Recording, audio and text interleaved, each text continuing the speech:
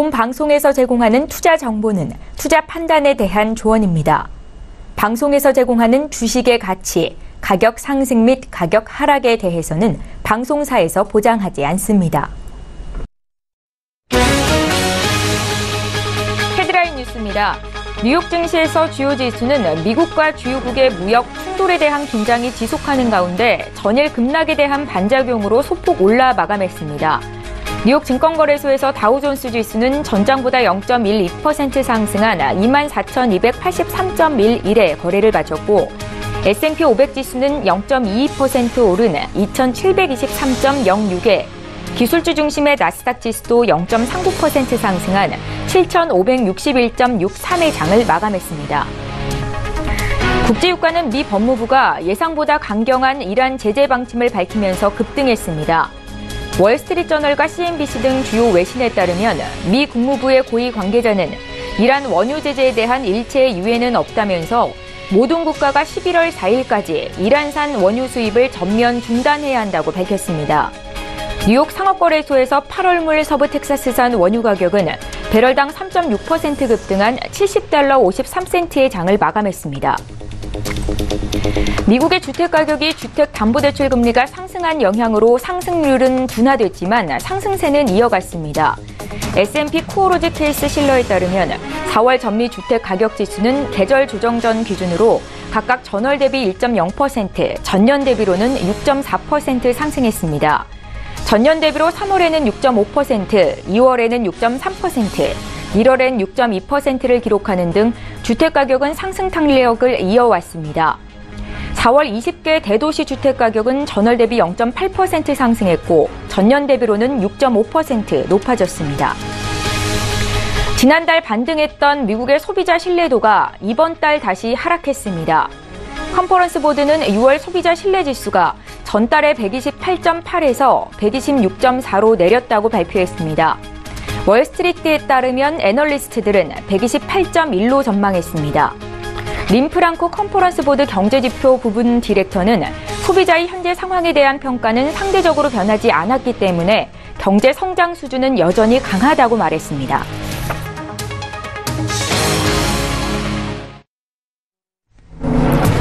시청자 여러분 안녕하십니까? 출발 증시와이드 1부 시작합니다. 최은정입니다. 미국발 무역전쟁 가능성에 따른 글로벌 경기 둔화 우려감이 시장을 계속해서 짓누르고 있습니다. 전일에 급락했던 미국 증시 오늘은 소폭 반등을 이뤄내는 모습을 보였지만 상승폭이 좀 미미했다라는 평가입니다. 어제 국내 증시 양지수도 모두 내렸었는데요. 다만 코스피는 외국인들의 선물 매수에 힘입어서 낙폭을 다소 줄이는 모습을 보였습니다. 자, 오늘 국내장 움직임 어떨지 증시에 영향을 미칠 주요 이슈 분석 도와드립니다. 오늘 글로벌 시시각각 시간에는요.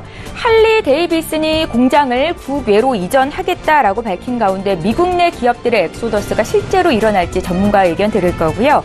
경기를 위협하고 있는 강달러 기조가 언제까지 이어질지 또 듣겠습니다. 또 이어지는 라이브 이슈 타임 시간에는 남과 북의 철도 협력이 본격화된 가운데 어제 경력주 하락이었는데요. 투자 의견 짚을 거고요. 또 52주 신저가를 기록하고 있는 LG 디스플레이에 대한 투자 의견까지 듣겠습니다. 자, 출발 증시와이드 1부 시간 지금 본격적으로 시작합니다.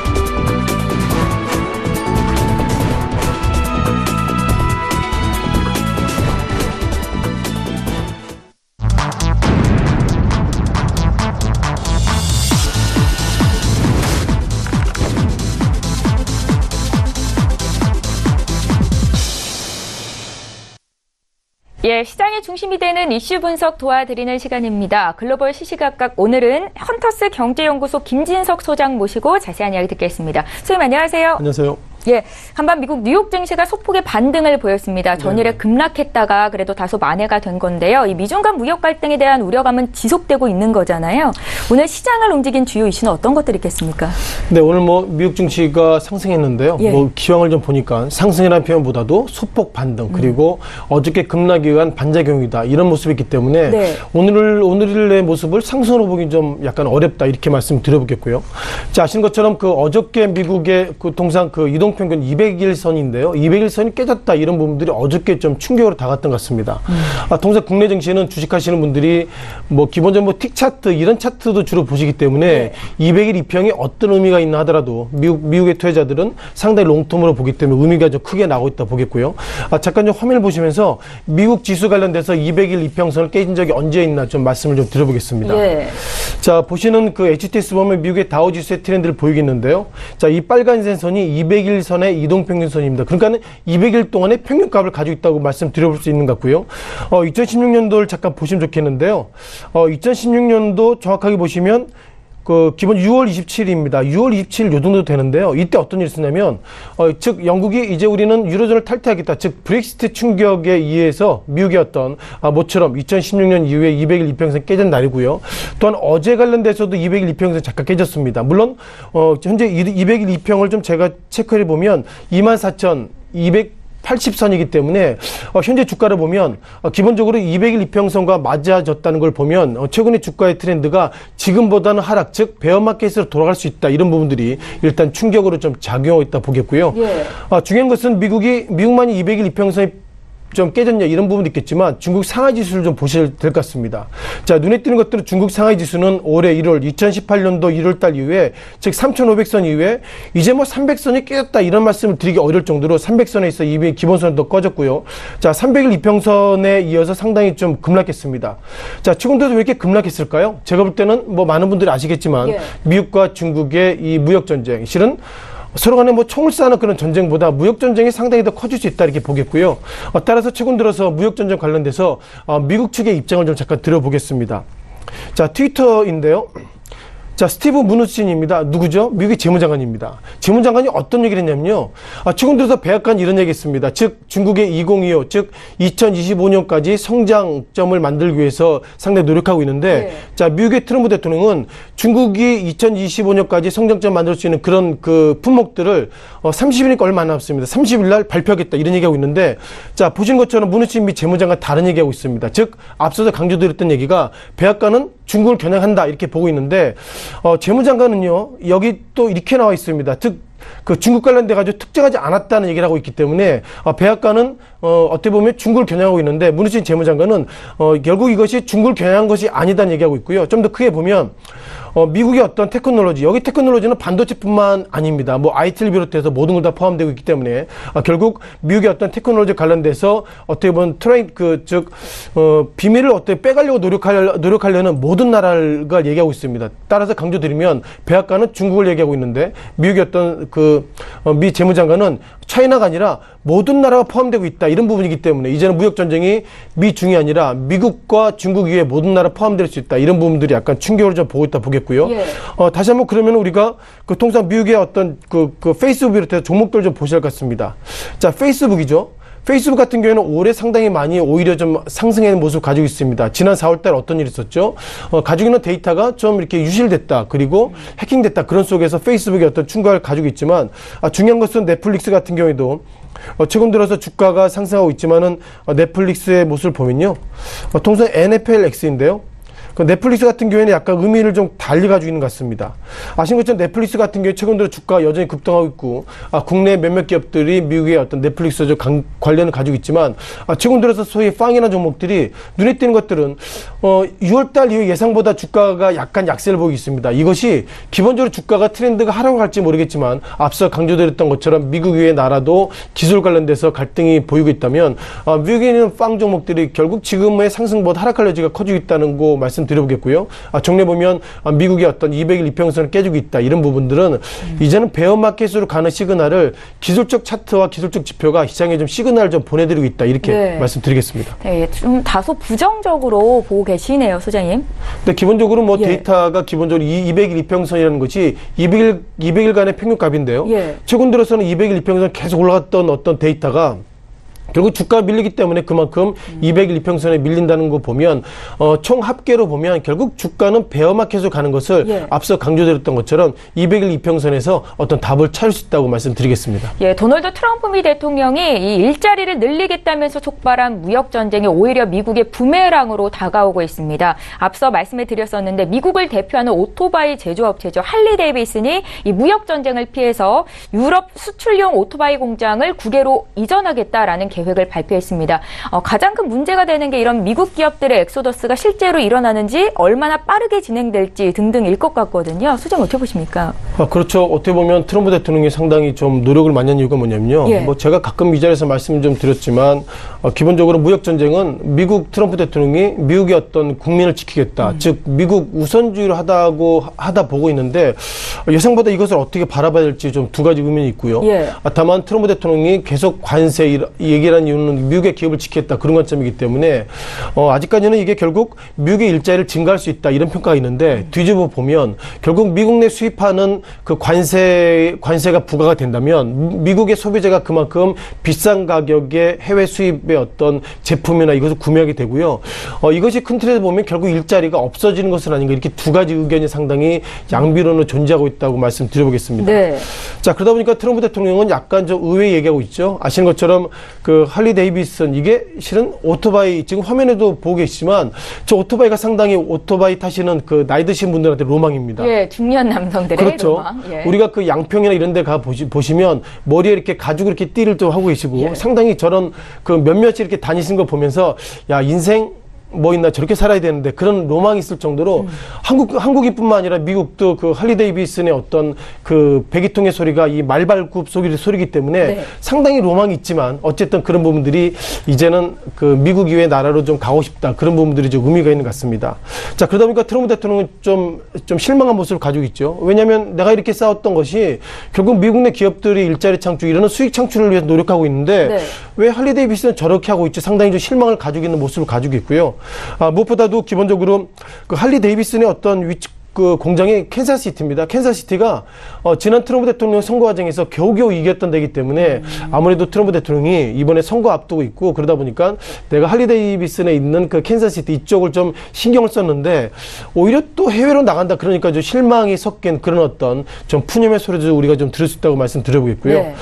그러다 보니까 할리 데이비슨의 입장은 그겁니다. 아시는 것처럼 이 회사도 상당히 최근 들어서 어려움을 겪었기 때문에 이런저런 일이 있으면 내가 그냥 가야 되겠다는 것인데 아마 이게 전체로 가는 건 아닌 것 같습니다. 왜냐하면 통상 그 할리 데이비슨의 1년 매출에 뭐 3분의 1, 4분의 1 정도 얘기하고 있는데요. 4분의 1이 결국 유로존에서 발생되기 때문에 결국 그 정도의 어떤 공장을 현지로 옮기게 된다면 그만큼 좀 이렇게 그 현지 생산이기 때문에 그만큼 관세도 적용을 받고 좀 그런 부분에서 옮길 수 있다고 말씀드려보겠는데요. 자, 중요한 것은 과연 이거 관련된 트럼프 대통령이 좀 의외 얘기를 하고 있어서 이런 부분을 좀 말씀을 좀 드려보겠습니다. 자, 트럼프 대통령 최근으로 트위터를 통해서 많이 얘기하고 있는데요. 이 좀 화면을 좀 보실 것 같죠? 예. 통상 트위터의 뜻이 그거죠. 결국 참새가 제잘거린다 이런 의미의 우리가 트위터의 단어 뜻인데, 자, 트럼프 대통령이 한국 시간으로 11시 전에 이런 얘기 했습니다. 여전히 할리 데이비슨의 얘기를 하고 있는데요. 결코, 그러니까 다른 나라에 공장을 지으면 안 된다는 것을 그 트럼프 대통령이 네버라는 표현을 쓰면서 이번에 어떻게 보면 유럽으로 해외 공장 이전을 반대한다. 이렇게 좀 트위터의 색깔을 좀 나오고 있고요. 통상 한 나라의 대통령이 한 기업이 해외로 옮기는데 네버라는 표현을 써가면서 옮기면 안 된다. 이렇게 슈도 즉 단정적인 문구를 쓸 수 있을까? 이런 부분이 있어 상당히 좀 트럼프 대통령의 색깔이 강하다는 표현을 가지고 있고요. 또 하나 보시면 이런 부분이 보시면 좋을 것 같습니다. 즉, 그 고용인이죠. 직원이나 고객들도 이렇게 그 해외 나라를 옮기는 거 관련돼 상당히 좀 기분 나빠하게 생각하고 있다는 얘기하고 있고요. 또한 팩트를 보면, 그러니까 여기는 그 데이라는 표현은 할리 데이비슨인데, 할리 데이비슨은 만약에 넘어가게 된다면 세금을 엄청 부과받을 것이다. 이렇게 좀 경고를 두고 있다는 거 보면 예상보다 트럼프 대통령 입장에서 보면 할리 데이비슨이 해외로 공장 옮기는 거는 기본적으로 이번 11월 달에 중간 선거도 있죠. 네. 그러다 보니까 이런 빅픽처, 즉 큰 그림에서 상당히 좀 깨졌다 이렇게 말씀드려보겠습니다. 또한 그 미국 그 상공회의소 회장인데요. 통상 한국도 미국 기업들이 암참 이런 모습이 있는데 기본적으로 상공회의소에서 어떤 역할을 하죠? 그 나라의 그 해당 나라의 어떤 기업인들의 대표에서 얘기를 하고 있는데 미국의 그 도노유 회장은 이런 얘기했습니다. 만약 이렇게 무역 전쟁이 계속 지속된다 그러면 260만 명의 미국의 일자리가 없어질 것이다 이런 얘기하고 있고요. 예. 260만 명의 좀 데이터를 좀 보면요. 결국 중국의 어떤 관세가 된다면 약 13만 4천 개 일자리가 없어질 것이고 철강은 15만 개 이런 어떤 무역전쟁을 통해서 약 76만 1천 개 일자리가 없어질 것이다 이런 얘기하고 있고요. 또한 이번에 그 나프타 즉 북미 어떤 그 자유무역 협정을 통해서 180만 개 일자리가 없어진다는 표현을 쓰고 있어서 앞서서 말씀드린 76만 개 그리고 이번에 180만 개 합치게 되면 약 260만 명의 미국의 일자리가 없어질 수 있다 이런 얘기하고 있다는 걸 보면 기본적으로 미국의 기업들도 이번에 어떤 관세 관련돼서는 상당히 좀 부정적으로 볼 수 있다고 말씀드려보겠습니다. 자, 그럼 우리가 할리 데이비슨의 표현을 좀 잠깐 드려봐야 되겠는데요. 잠깐 이 부분을 보면서 말씀드리겠습니다. 네. 자, 지금 이 보시는 차트가 할리 데이비슨의 최근 들어 차트의 모습을 보이겠습니다.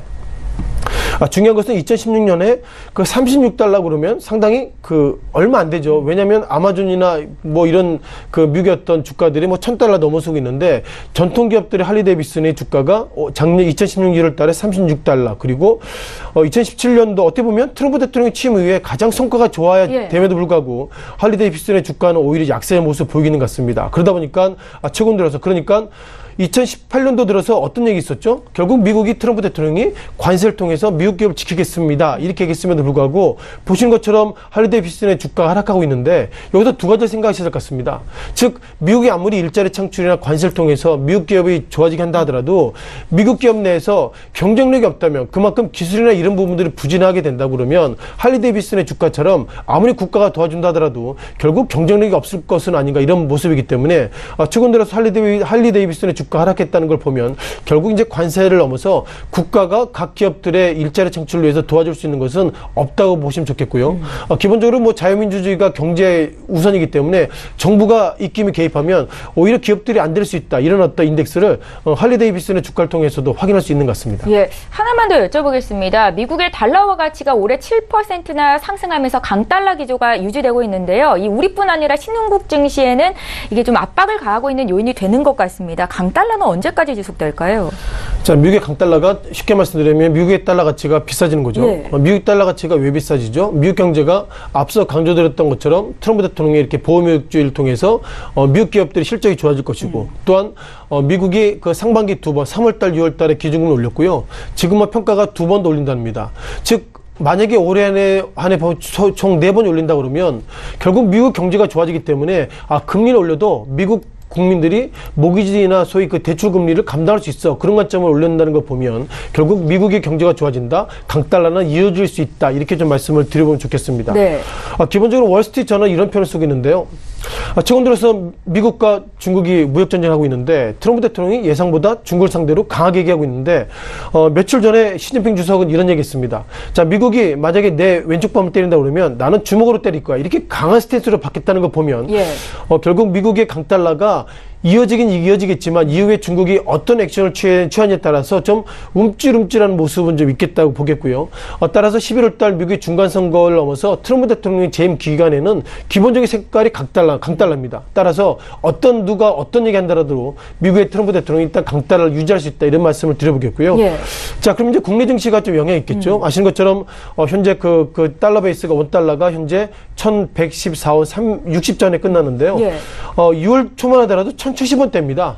뭐 단기간에 한 나라의 통화가 뭐 상당히 뭐 50원, 60원 이렇게 변동폭이 커질 수 있다는 걸 보면 결국 한국이 이제 미국에 수출할 때 달러 베이스가 안정적이 돼야지 좀 원가나 마진을 좀 생각해야 되는데 그걸 생각할 수 없다는 걸 보면 기본적으로 강달러 유지는 이어질 수 있다고 보겠고요. 따라서 결국 미국이 11월 달 중간 선거를 앞두고 있기 때문에 강달러는 미국의 트럼프 대통령 정책이기 때문에 이어질 수 있다는 평가를 좀 말씀드려야 될 것 같습니다. 예, 추가적인 이야기는 내일 이어서 하도록 하겠습니다. 헌터스 경제연구소의 김진석 소장과 함께했습니다. 고맙습니다. 고맙습니다.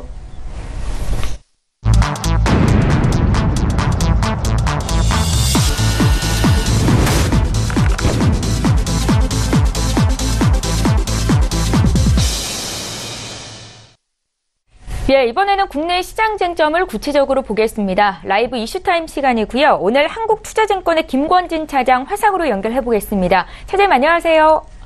네, 안녕하십니까. 예, 반갑습니다. 오늘도 첫 번째 이슈부터 보겠습니다. 남북이 철도 연결을 위한 협의에 들어갔는데 어제 남북 경협주들의 흐름은 좋지 못했습니다. 이달에만 경협주가 16%나 하락세를 보였는데 개인 투자자들은 이 철도주에 대한 기대감이 클 것 같거든요. 대응 전략까지 함께 좀 알려주십시오. 네, 그렇습니다. 철도주에 대한 이런 이야기가 계속해서 도출이 되고 있습니다. 실제 어제 같은 경우도 철도 협력 분과회의에서 서로의 입장을 확인해 주는 모습이 나타났다는 거 얘기를 해드리겠습니다. 동해선과 경의선에 대한 얘기가 계속해서 나타나고 있고요. 그런데 그거는 있습니다. 아직까지 유엔에서 이런 규제에 대한 그게 풀리지 않았기 때문에 사실은 나사 하나, 못 하나도 지금 현재 북한으로 들어갈 수 없는 게 지금 현재 상황이다라는 거 얘기를 해드리겠습니다. 즉 이런 유엔에서 어떻게 보면 철폐가 이렇게 된 다음에야 실제적으로 경제 협력이 가능해진다라는 것을 여러분들이 알고 계시면 될 것 같고요. 실제로 남북 경협주 같은 경우는 지금 현재 다 같이 움직여주고 있는데 대부분의 종목들이 지금 현재 하락을 하고 있다는 거 언제 바로 북미 회담이 끝난 다음으로는 계속해서 뉴스에 팔아라에 대한 이런 이슈가 계속해서 돌고 있는 것이다라고 얘기를 해드릴 수가 있을 것 같습니다.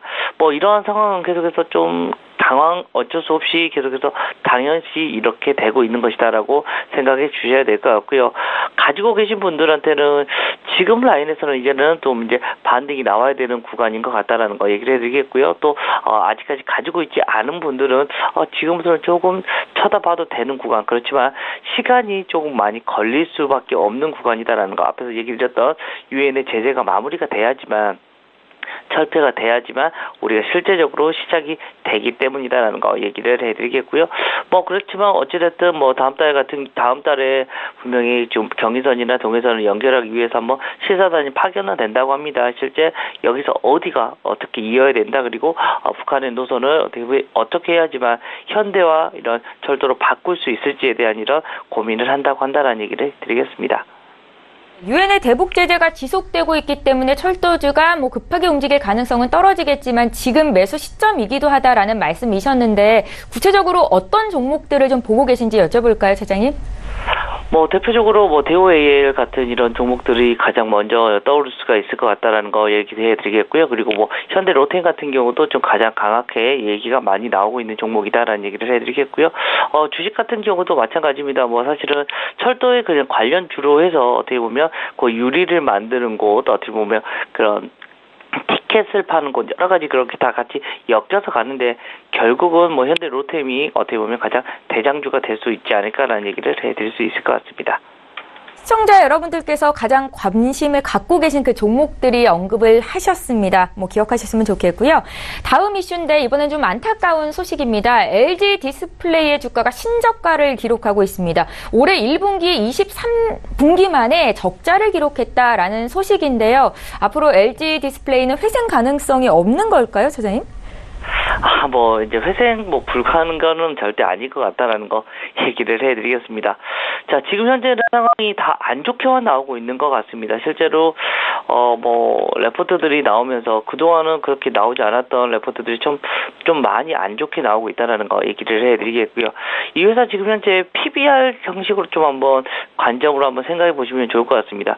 PBR은 지금 현재 어떻게 보면 장부같이 어떻게 보면 자기들이 가지고 있는 자산을 그냥 다 팔아버리면 어떻게 된다라는 이야기입니다. 실제 이게 지금 현재 0.5배의 언저리로 내려와 버렸습니다. 즉 지금 모든 걸 다 팔아버리면 지금 현재 주가에 거의 더블을 받을 수 있는 이런 주가다라는 거 얘기를 해드리겠습니다. 실제로 지금 현재 시가총액이 6조 5천 정도가 하는데 최소한 11조에서 12조 정도는 충분히 받을 수 있는 지금 현재 LG 디스플레이 지금 여력은 분명히 있다라는 거. 단지 고민이 되는 것은 디스플레이가 앞으로는 OLED 쪽으로 갈 겁니다. 그런데 그 재원을 마련하는 게 바로 이 LCD 패널 가격이다라는 거 얘기를 해드리겠습니다. 즉 LCD 패널을 열심히 팔아서 그걸 돈으로 앞으로 성장을 OLED로 성장할 거야라는 이런 계획을 사놨습니다. 근데 지금 현재 중국 쪽 BOE나 이런 곳에서 지금 현재 어떤 형태를 사고 있냐면 그냥 다 죽여버리겠다. 다른 기업체들 다 어떻게 보면 우리나라와 삼성, LG 디스플레이하고 삼성 디스플레이를 두드러 패겠다라는 이런 강한 의지가 아닌가라는 얘기를 해드릴 수 있을 것 같고요. 그나마 조금 수익이 나던 대형 패널 쪽에서도 지금 60인치대 대형 패널에서도 지금 현재 그냥 연가 우리 그냥 BEP에 팔게요라고 합니다. 근데 BEP가 얘들한테는 어떤 의미냐면 중국에서 이런 보조금을 주는 이런 BEP입니다. 즉 우리나라하고 경쟁을 하는데 당연스럽게 그 패널을 구입하는 데서 야 그럼 똑같은 데인 건데 싼 데서 사야지라고 할 거다라는 거 이러한 이슈가 계속해서 나오고 있기 때문에 LG 디스플레이가 계속해서 지금 암울한 모습이 나오고 있고 사실 디스플레이 패널 같은 경우가 반등이 나와야 될 것 같다. 나와야 될까? 사실은 뭐 1분기가 끝날 때만 하더라도 그래 2분기 때는 다시 흑자로 돌 거야라고 얘기가 나왔었습니다. 그런데 최근 분위기는 야 2분기도 안 좋아. 그리고 3분기도 지금 물음표에 이렇게 계속해서 얘기가 나와버리고 있기 때문에 주가가 지금 현재 좀 많이 암울해지는 상태다라는 거 얘기를 해드리겠습니다. 그런데 앞에서 제가 처음에 얘기 드렸던 것처럼 지금 현재 PBR 상태나 이런 상태를 보면 거의 다 내려온 것 같은데 추가적으로 내려올 수가 있을까라는 생각을 할 수 있을 것 같고요. 지금 가격 자체가 거의 뭐 IMF 시절에 어떻게 보면 LG 디스플레이 가격까지 지금 현재 하락이 돼버렸기 때문에 이 정도부터는 말이 안 되는 거 아닌가라는 생각을 할 수 있을 것 같습니다. 실제 주가를 어떻게든 LG 디스플레이 쪽에서도 이런저런 여러 가지 이슈를 만들어내면서 아마 주가를 다시 한번 움직여줄 수 있는 모습이 나오지 않을까라는 얘기를 해드리겠고요. 이미 뭐 18,000원대면 너무 많이 박연 세일이 되고 있는 거 아닌가라는 얘기를 해드리겠고요. 물론 단기간은 별로 큰 그런 좋은 모멘텀은 나올 게 별로 없는 것 같습니다. 그렇지만 좀 시간이 지나고 나면 아마 이러한 모습이 조금 사그라들면서 아마 지금 현재 주식시장에서 가장 큰 호재는 뭐냐면 결국은 과대 낙폭이다라는 거 얘기를 다시 한번 해드릴 수가 있을 것 같습니다. 차장님, LG 디스플레이 이 매수 시점을 고려하고 계신 시청자분들이 굉장히 많으실 것 같은데 반등의 신호를 어떻게 잡아볼 수 있을까요? 자, 가장 큰 반등의 신호는 결국은 LCD 패널 가격이 상승으로 반전했다라는 이런 기사가 나기 시작하면 그때부터 우리 시청자분들은 또 다시 한번 LG 디스플레이를 좀 잡아보시는 이런 모습을 가져가는 게 맞다라는 얘기를 드리겠습니다. 예, LCD 패널 가격이 반등으로 돌아섰다라는 기사가 나오는 시점이 LG 디스플레이의 매수 시점이다라는 말씀 기억하시고요. 저희 세 번째 이슈 보겠습니다. 저희가 신세계가 그 인천공항 터미널 1 면세점 사업자로 선정이 됐다라는 소식을 전했었고 어제 아니고 그 전일에 주가가 급등세를 보였었습니다. 그런데 또 어제 신세계의 주가는 5% 하락이었거든요. 신세계 페이먼트가 검찰의 압수수색을 받았다라는 소식이 악재였는데 앞으로 신세계 그룹주의 움직임은 어떻게 변하는 겁니까, 차장님? 네, 그렇습니다. 예. 최근에 공정거래위원회 쪽에서 이것저것 열심히 좀 많이 쓰시고 다니는 모습이 나오고 있는 것 같습니다. 실제로 어떤 내용이냐면, 공정거래위원회에서 퇴직 간부가 이 회사에 좀, 많은 것을 봐주고 조금, 혜택을 입은 거 아니냐라는 거, 이렇게 어떻게 보면 자기들 간에 거래가 이루어진 거 아니냐라는 것에 지금 현재 검찰 조사가 들어가고 있다는 거 얘기를 해드리겠습니다. 실제로 공정거래위원회에서도 어떤 사람들은 어떤 기업에 우리가 이제 조만간 거기에 심사하러 나갈 거니까 대비하세요라고 이런 식으로 이야기까지 나오면서 조금 사회를 좀 더 공정하게 만들기 위한 여러 가지 지금 현재 이슈들이 일어나고 있는 것 같다라는 거 얘기를 해드리겠습니다. 당연하게 주가 같은 경우는 단적으로는 조금 악재일 수밖에 없다라는 거 얘기를 해드리겠습니다. 그렇지만 지금 현재 회사의 전체적인 얘기가 아니라 조금 어떤 그런 좀 구린 것에 대한 이런 것을 이런 줬던 대가가 어떻게 보면 조금 악재가 될 수는 있다라는 거. 그렇지만 전체적인 지금 현재 신세계의 지금 흐름 자체는 면세점 이슈가 워낙 잘 되고 있기 때문에 주가는 계속해서 좀 다시 이번 악재가 털어놔지면 시간이 지나가고 나면 다시 한번 상승을 할 것이다라고 생각을 할 수 있을 것 같고요. 단기적인 그냥 악재이지 않나라고 여러분들 생각해 주시면 될 것 같습니다. 최근에는 정말 압수수색이 좀 너무 자주 이행이 되다 보니까 조금씩 체감이 조금씩 좀 덜 돼가고 있는 모습이 나타나고 있지 않나라는 얘기를 드리겠습니다. 예, 저희가 이슈 분석을 통해서 사볼 만한 업종이나 종목을 찾는 게 저희의 목적인데 이 신세계의 주가도 지금 매수가 가능하다라고 보시는 거죠? 자, 신세계 같은 경우는 뭐 하루 이틀은 더 보시고 뭐 단기적으로 오늘 당장 사자 이건 아닙니다. 뭐 어제 같은 경우 하락을 해버렸기 때문에라는 거 얘기를 해드리겠고요. 여기서 그동안 너무 많이 올라온 것도 사실이죠. 실제로 신세계 같은 경우는 면세점에 대한 이런 이슈 때문에 계속해서 상승을 했습니다. 거기에 백화점까지 더해지면서 플러스 알파가 지금 작용을 했었던 게 사실이고요. 하락을 했습니다. 어제 그래서 물론 하락을 했으면 다시 한번 상승을 할 때 어떻게 돼야 된다? 바로 이 위쪽 턴이 될 때 이때가 중요하다는 얘기를 해드리겠어요. 즉 오늘 시장에서 턴이 되기 시작하면 다시 오케이 사도 된다. 그렇지만 오늘 음봉이 나오면 하루 더 기다려보고 내일 음봉이 나오면 또 기다려보고 이렇게 턴이 되는 시점까지 여러분들이 좀 기다렸다가 매수를 하시는 게 맞지 않을까라는 얘기를 드리겠습니다. 예, 잘 알겠습니다. 지난주 내내 하락했던 국내 코스피가 이번 주에는 좀 횡보 국면으로 들어선 것 같은데요. 오늘 투자 전략 여쭤볼게요. 네, 그렇습니다. 지금 사는 사람 세력과 파는 사람의 세력이 어떻게 보면 좀 균형점이 좀 맞지 않았나라는 생각을 할 수 있는 것 같습니다. 사실은 어제 같은 경우, 아니 그제 같은 경우 미국 시장이 좀 많이 하락을 해버리면서 좀 오늘도 좀 많이 깨지나라는 이런 고민을 많이 했었던 게 사실입니다. 그렇지만 어제 같은 경우도 잘 방어를 해줬다라는 거 얘기를 어떻게 보면 추가적으로 별로 밀릴 게 없는 것 같습니다.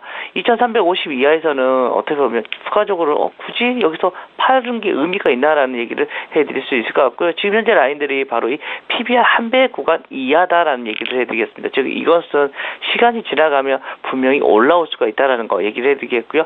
그 매매의 단초로 어떤 이슈를 꽂을 수가 있냐면 바로 미국과 중국이 무역 전쟁이 어떤 식으로 해결이 될 것인가. 바로 이 7월 6일 날까지는 아마도 해결을 하지 않을까라는 생각을 합니다.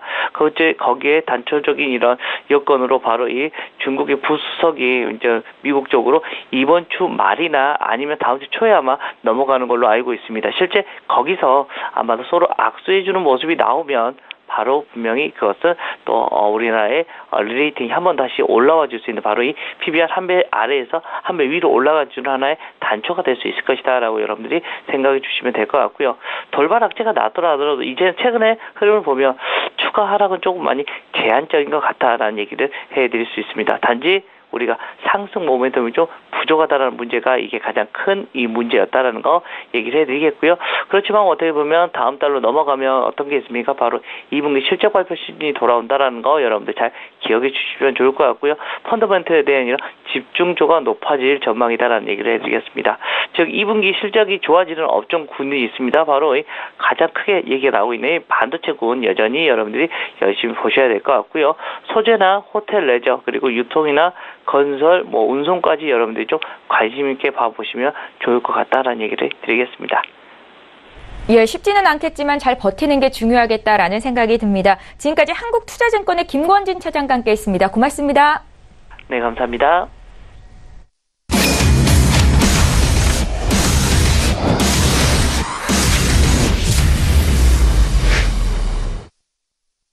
예, 이번에 국내외 선물시장 투자 전략 짜겠습니다. 선지트레이더의 선물 하이킥 시간이고요. 선지트레이더 오늘 전화로 연결해 보도록 하겠습니다. 안녕하세요. 네, 안녕하십니까. 반갑습니다. 예, 국내 선물시장 투자 전략부터 여쭤볼게요. 네, 아직 지속적인 홈주스를 띄고 있습니다. 300지수 중심으로 부하권을 띄는 형태로 아직까지는 유지를 하고 있는 상태고요. 오늘은 이렇게 볼 생각입니다. 301지수 야간장 때 지지력들 확인을 했었고요. 그다음에 이제 중요한 거는 우선 301지수가 지지가 됐다는 거고요. 그다음에 오늘 시가도 301지수 지지력을 다시 한번 볼 생각입니다. 그래서 우선은 303지수 다시 어제 야간장 때 밀렸던 구간에서 다시 윗자리에 올라갈 수 있는지를 볼 생각이고, 걔네들이 이제 돌파를 하게 된다면 윗구간을 열어보겠다는 거죠. 자, 그래서 어제도 저희가 매수를 잡아서 지금 한 3일째 매수의 약수이청을 지속적으로 하고 있습니다. 오늘 또 같은 전략으로 눌림에서 매수에서 힘이 없으면 약수이청을 하고요. 그 다음에 얘네들 힘이 세진다면 그때 310지수까지의 가능성을 끌고 가보겠다. 그래서 중요한 거는 일봉상에서도 위에서 누르는 저항들, 그래서 한 303지수겠죠. 303지수를 뚫을 수 있느냐에 대해서 관심을 가질 거고요. 아래 구간들은 301지수 지지력의 보합 혼조세. 물론 방향들은 보합을 깨는 구간을 방향이라고 보시는 게 좋을 거고요. 저희는 기대치를 윗구간들, 아래 구간 지지가 되고 윗구간들 다시 되돌아가는 보합권 기대치에 298지수 깨지 않는 애들은 지속적으로 눌린 매수를 보기로 했기 때문에 우선 오늘은 302지수 그 다음에 오차를 약간 두고 걔네들 배수진 치고 그 다음에 303지수를 넘어가는지 보겠다. 그래서 예상 지지력은 301이고요. 예상 저항은 303지수의 보합권 매매 전략에 보합권을 벗어난 구간 방향성들이 추세를 나타내는 방향일 거다. 이렇게 예상하고 싸우겠다. 여기까지입니다. 네. 예, 밤새 미국 증시는 소폭이지만 반등세가 나타났었고 국제유가 WTI는 또 급등세가 있었죠. 해외 선물시장 투자 전략은 어떻습니까? 네, 그렇습니다. 우선은 나스닥 S&P 전일에 말씀드렸다시피 제가 서울경제 신세계에서도 생방송 말씀드렸다시피 이 구간까지가 마무리고 그 다음에 보합 혼조세 뛴다고 말씀을 드렸습니다. 그래서 이제 매도가 끝났기 때문에 걔네들이 반등을 준 거고요. 자, 그렇다면 우선은 이제 달러 인덱스가 이제 차트로 제공되지 않기 때문에 유료 정책으로 바뀌었습니다. 그래서 바로 유로 FX부터 설명드리도록 하겠습니다. 자, 전반적으로 이 구간들 저항을 받아주고 있고요. 그리고 아래 구간들 지지력들은 매물대 지지력을 받아내는 보합 혼조세 예상을 하고 있습니다. 우선은 윗구간도 저항이 강하기 때문에 아래 구간에서의 추가 매수를 이은 상태에서 1.18000대를 넘어가기 시작하면 걔네들은 여전히 반등 매도 전략을 꾸려야 된다. 그래서 우선 매수가 끝났기 때문에 지속적으로 반등한 아이들 매도 쪽으로 밀어볼 생각을 하고 있습니다. 여전히 핵심은 혼조세 보합을 여전히 노려야 되겠죠. 아래 구간 매수에 윗 구간 매도. 근데 주력은 우선 윗 구간들 맞고 다시 한번 보합권 드는지 여부를 확인하고자 한다. 이렇게 말씀드리겠습니다. 전반적으로 모든 장세들이 보합장이기 때문에 기본은 보합이라고 보시면 되고요. 매수로 계속 빼먹었으면 그 다음부터는 반등의 매도로 빼먹고요. 그래서 어제도 이 구간에서의 매도를 드렸었습니다. 그래서 매도를 드렸고요. 그 다음에 목표를 설정해 드렸는데 오늘 또 올라오면 반등의 매도 전략 위주로 한번 봐보겠다. 이렇게 말씀을 드리겠습니다. 자, 그리고 크루드오일입니다. 자, 크루드오일 어제 저희가 리딩 끝난 이후에 갑작스럽게 엄청난 급등이 있었습니다. 자, 어제는 눌림 매수 전략이라고 말씀을 드렸습니다. 아직 매수가 다 안 왔기 때문에. 그래서 아래 구간 너무 혼조세를 많이 띄어서 적당히 빼먹고 마감을 했는데 12시간 넘어가면서 엄청난 급등이 나왔습니다. 자, 우선은 저항점들 69점 중반 자리들 다 뚫은 상태고요. 자, 그렇다면 71달러 초반 저항에 오늘 지표 때까지 기다려서 70달러 깨는지 다시 한번 봐야 되겠죠. 자, 그래서 예상 저항은 71달러에 예상 지지력은 69달러까지를 가능성을 열고요. 그 다음에 반등 매도 우위에 매매를 하겠다. 단 매수가 이 구간을 뚫고 올라갔기 때문에 굉장히 지속적으로 매도가 세지는 못한 상태입니다.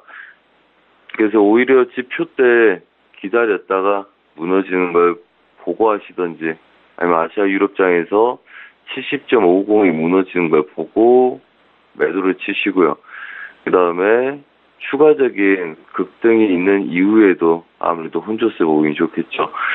그래서 추가적인 그림들이 더 있을 이유는 없을 거라고 보는데 있더라 하더라도 얘네들은 반등 시에 차익 매매를 노려서 반등 매도 전략을 펼치는 게 중요하겠다.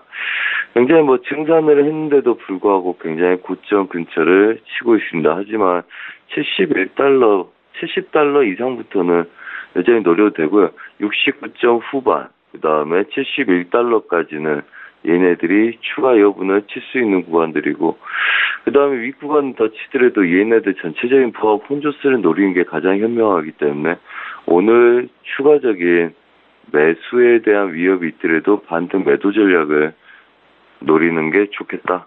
그래서 반등 매도에 71달러, 그 다음에 69달러, 그 다음에 매도의 목표는 우선 추가적인 65달러, 그 다음에 그 이후까지도 열 수 있는 변곡 자리를 노려보는 매매를 해보겠다. 뭐 이렇게 말씀드리겠습니다. 자, 그 다음에 골드입니다. 자, 골드 1270달러 안착을 못한 상태에서 제가 우구심을 많이 가졌었죠. 자, 우선은 그림들이 얘네들이 굉장히 중요했었고요. 그 다음에 고점을 계속적으로 미룬 상태, 그 다음에 추세를 보합을 돌파한 상태. 그래서 얘네들 보합을 벗어난 아이들을 방향성으로 보시라고 말씀드렸었습니다. 1270달러 시도를 하다가 실패한 상태에서 1270달러를 맞고 매도 쪽으로 빠진 거죠. 그래서 지금 저가를 확인하고 있고요. 자, 그렇다면 우선은 저가에서 매도로 저희가 쫓아갈 이유는 없겠죠. 우선은 하단부 제약을 두고 지지력을 잘 받아내는지 보고요. 그 다음에 반등 시에는 이런 구간에서 무리하게 쫓아갈 필요는 없다. 이렇게 말씀드리겠습니다. 자, 그렇다면 우선은 아래 구간 지지력에 윗 구간 막혀있는 모습으로 놓을 가능성이 높고요. 그 다음에 하단부들은 제약을 두고 싸운다. 자, 그렇다면 지속적으로 얘네들은 굉장히 지저분한 그림처럼 별 의미 없이 혼조세를 띨 가능성이 높겠죠. 자, 그렇다면 우선은 시장을 봤을 때 얘네들은 작은 그림에 수렴이 있습니다. 그리고 가로저항점을 막아내고 있는 아이들과 그 다음에 저가, 일봉상의 저가 부근에서 혼조세를 띄고 있는 아이들. 자, 그렇다면 얘네들은 아직은 보합권 매매를 해주신 게 좋고요. 그래서 방향이 났을 때 추가적인 저가 부근의 1차, 그 다음에 저가 2차를 잡아주시고, 그 다음에 윗구간도 돌파 이후에 위에 추세 상단부까지를 추가적으로 여는 보합권에서의 이탈 매매를 보신 게 좋다. 그래서 수렴의 중심에서 맞고 싸운 아이들은 아직 매도가 유리하다 보고 계시면 될 것 같고요. 그 다음 윗구간 돌파의 매수, 아랫구간 돌파의 추가적인 매도, 그 다음에 위아래 구간을 세 구간으로 나눠서 보합권 매매 전략을 펼치는 게 중요하겠다. 그래서 우선은 예상 저항은 윗자리들 1263달러, 아래는 1259달러 보합권 매매 전략을 추천드리겠고요. 그 다음에 물량들이 나오는 유럽장 이후에 추가적인 방향들을 보시고 아랫구간은 저가 깨는지 확인, 그 다음에 윗구간은 다시 1270달러 부근을 노리는 보합권. 그래서 한마디로 전체 보합을 보되 그 안에서 마디를 중간중간에 끊어서 한 마디를 먹을 건지 아니면 이 안에서의 작은 마디 안에서의 보합권 매매 전략만 펼칠 건지를 좀 본인들의 기준을 세우셔서 익절 잡고 매매하는 습관을 좀 들이시면 좋을 것 같습니다. 자, 우선은 달러 인덱스를 좀 더 보면 좋겠지만 우선은 유로 달러와 그 다음에 골드를 봤을 때는 달러 인덱스가 아직도 혼조세 장세에 있다고 보겠죠. 자, 그렇다면 64지수에서 추가적인 반등이 있었을 거고요. 그 다음에 다시금 추가 하락에 대한 모습들 봐야 됩니다. 자, 그렇다면 전반적인 시장들 위 구간, 아래 구간 제외한 나머지 세 마디 중심보합에서 놀고 있기 때문에 여기서 크게 벗어나지 않는 아이들은 아직 방향성들을 띄지 않은 혼조세라고 생각을 해주시고요. 전체적인 글로벌 증시 자체도 방향성을 띄지 않고 위아래로 혼조세를 띨 가능성이 높다. 이렇게 보시는 게 좋습니다. 그래서 뭐 지수도 매도로 왔다가 쭉 다시 반등하고 뭐 이러는 거죠. 유로 달러도 그렇고요. 그래서 추가적인 그림이 나기 전에는 우선 본인이 추세를 보이지 않는 구간에서 돌파하는 걸 보지 마시라, 이렇게 말씀을 드리겠습니다. 이상입니다. 예, 선재 트레이더와 함께했고요. 내일 이 시간에 또 연결하겠습니다. 고맙습니다. 네, 감사합니다. 예, 출발 신시와이드 1부 여기서 마칩니다. 잠시 후 2부 시간에는 전문가와 함께하는 라이브 매매타임 탑픽주 선정해서 공개해 드립니다. 전문가의 순위까지 알려드릴 예정이니까요. 기대해 주시고 잠시 후 2부 시간도 함께해 주시기 바랍니다. 고맙습니다.